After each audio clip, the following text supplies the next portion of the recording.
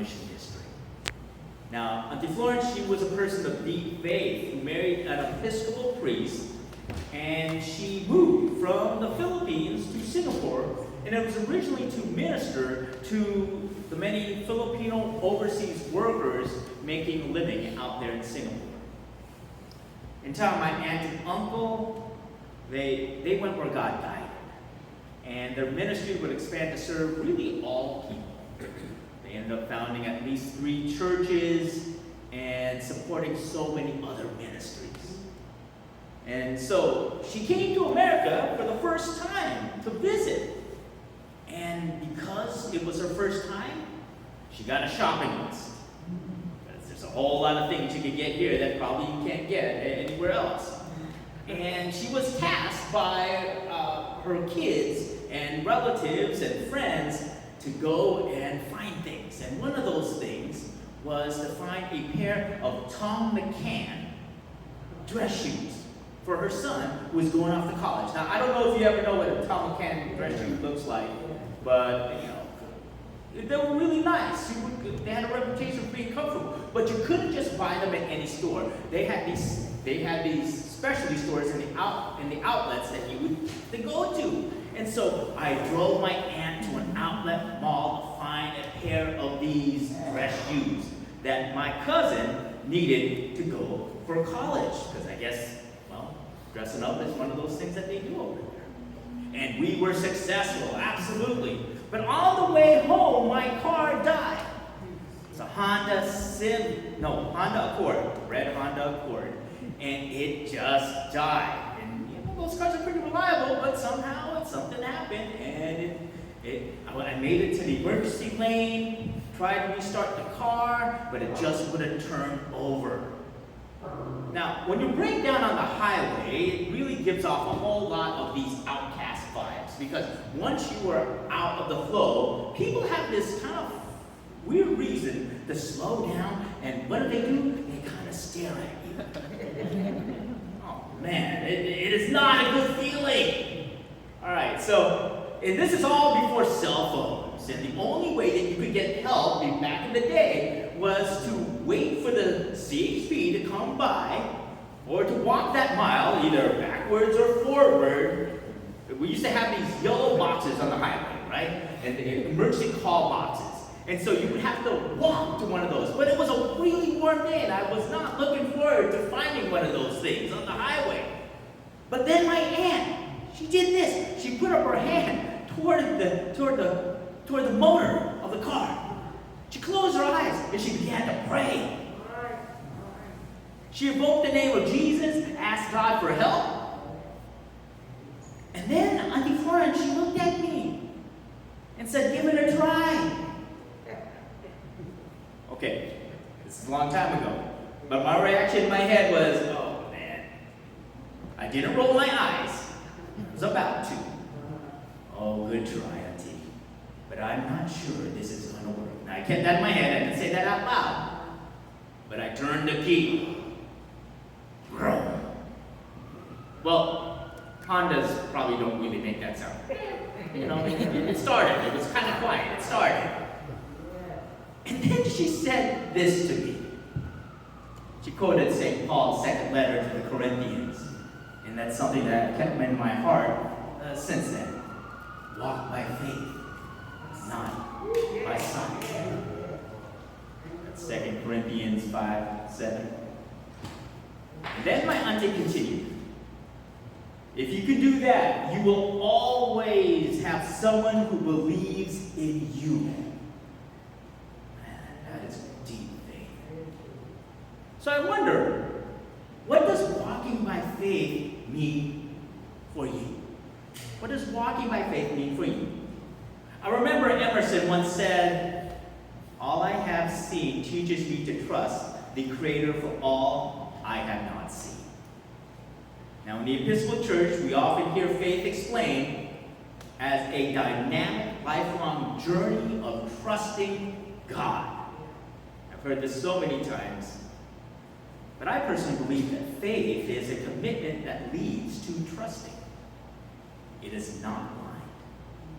It is belief. It's a belief that comes from experience, the experience of others, but also the evidence that you see in life. But sometimes we don't have that evidence. Sometimes we really do gotta walk. And that brings us to the scene in the gospel today where we encounter Matthew, and he is a local tax collector who will be meeting Jesus for the very first time. And because he was a Judean collaborator in cahoots with the Romans, I can't imagine that Matthew was all that popular with his own people. Probably not, and for good reason. And imagine if they had social media back then. You would see like, oh, this guy, whatever, on Nextdoor or Facebook or X, or you'd see all kinds of just bad stuff out there. But for good reason. Tax collectors had this reputation for taking beyond their fair share. Now, some tax collectors would have been considered gangsters, straight up criminals. They were running a racket of taking for the occupying empire and then a generous cut for themselves. This for Rome, that for me, and none for you. And many became wealthy for it. Now, truth is that we don't know if Matthew was really a scoundrel. We don't know that. But what is clear is that he was not beloved in the community. Persona non grata.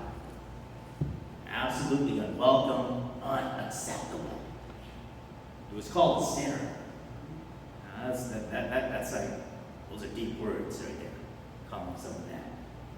Now, I find that people will often define themselves by what they are not. But to call someone a sinner in this context is not like saying, like, you are one of us. Like nowadays we kind of say that you are one of us, one of us who have all fallen short of the glory of God, which is true. We're human beings. But rather, this kind of tag was reserved for the ones that were considered the worst of the worst. This included tax collectors, bandits, cheaters, prostitutes, and whoever else on the margins of society who was deemed not worthy.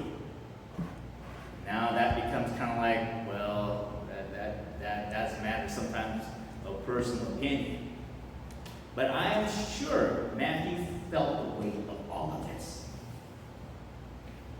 What happens when you're told over and over, you are not one of us?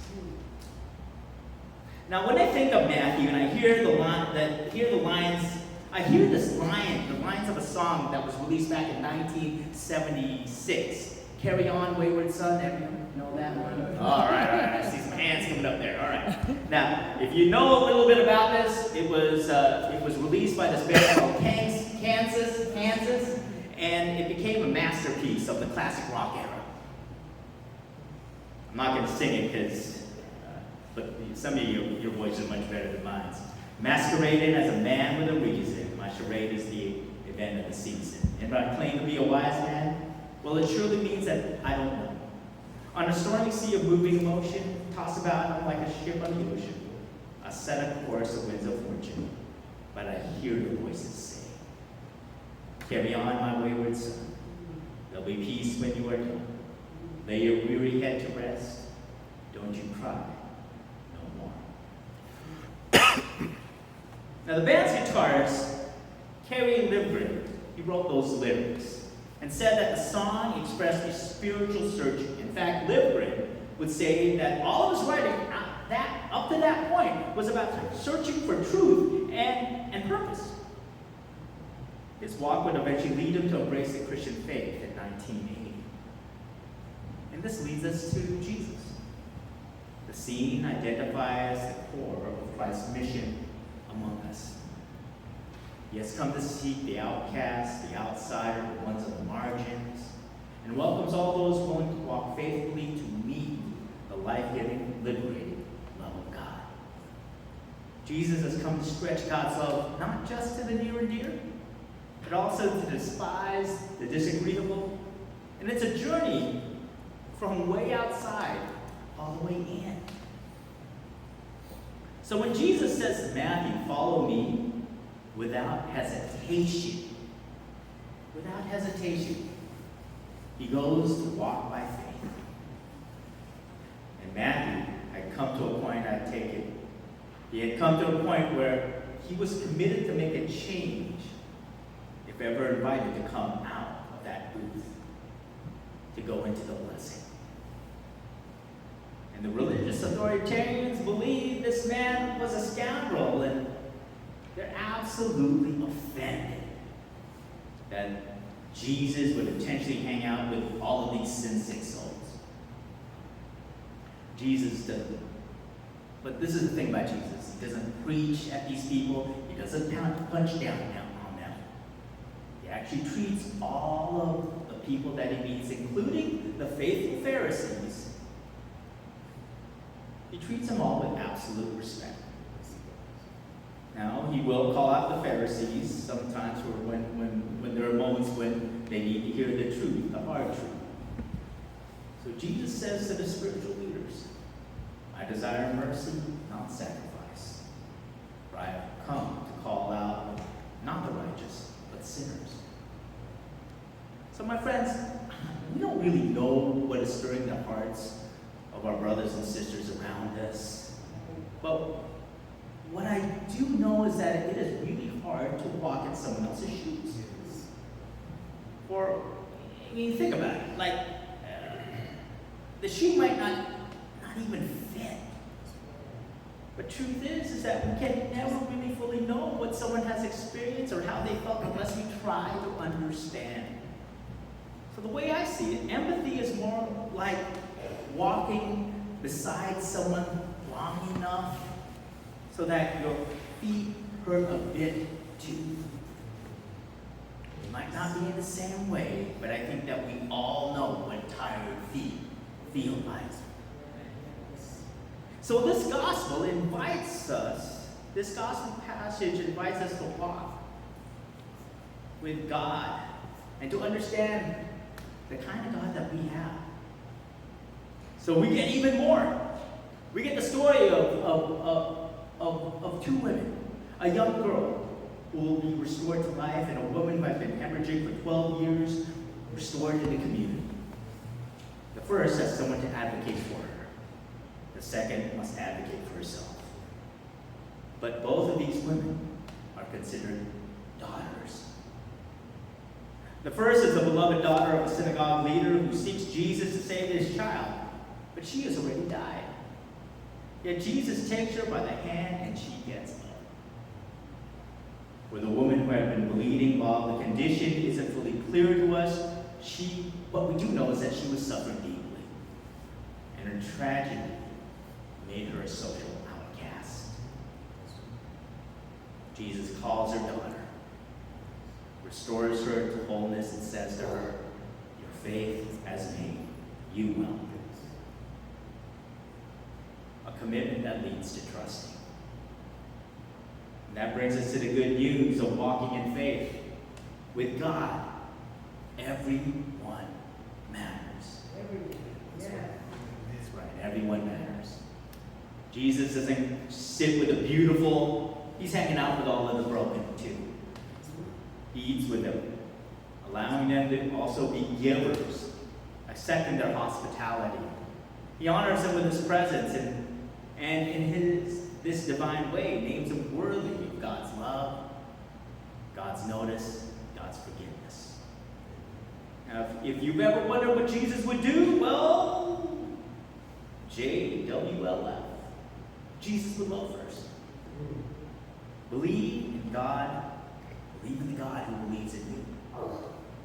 So I want to thank you all again for being present here amongst us to share your vibe, your energy, your seeking, your searching, but also the blessing. I want to thank you for all that you do to live in the great love of God, inviting the ones on the outside in, investing in the stories of God's beloved and believing in them, and intentionally making God's love real in your own walk of faith. So I wonder, what does walking in faith mean to you? My friends, walk by faith, not by sight. Everyone